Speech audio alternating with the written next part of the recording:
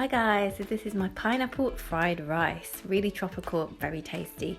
So we've got some peppers, we've got some lime, we've got some fresh chard or spinach, we've got some parsley in there as well, and we've got some freshly chopped pineapple, of course. So really tropical ingredients, really summery. We've got some onions as well, which are going to add a bit of flavour, and then we have some crushed chili flakes, which you can add in there. Some soy sauce and some coconut sugar or any other type of sugar. Brown sugar would be great just for a bit of sweetness. So first things that we have to do is we have to take our onions and we're going to fry them off in some olive oil just so they soften and they're not too, we don't want them to go brown, but we just want to soften them a bit. Add in some ginger as well. So you can add ginger and garlic. If I don't have garlic to add in at this point, but I added in some and ginger in there for a bit of flavour. Then you put in your peppers in there as well, just to kind of soften up a bit so they're not completely raw, just with still a little bit of texture and crunch in there. So once you've done that, I've pre-cooked some normal basmati rice, and so once that's all cooked for about 10 minutes it cooked, I just add it in to my pot with all my onions and my peppers, and this is when the fun starts. Let's get the frying bit in there with loads of rice for this. So to add extra flavour into the rice, I add in some soy sauce. Now, so this kind of adds bangs of flavour, and you know, if you've got soy sauce in the larder, it's a great way to use it up to add some to make some fried rice. Really quick, easy dinner that kind of goes with anything, well, most things. So added in the soy sauce into the fried rice and then just give it a good mix up together.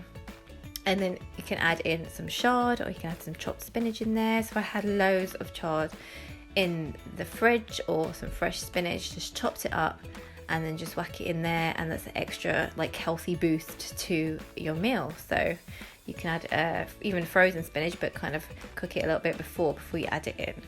And then finally the pineapple, so loads of pineapple go in there, and I think there was about 400 grams of pineapple in there. So just chop that up and then give it a good mix, and the juice of the pineapple will kind of come out and flavour that rice as well, so it's really tasty.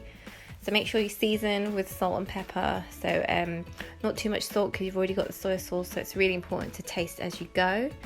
And then you can actually add some chopped herbs, like chopped coriander or chopped parsley on top, that's fine.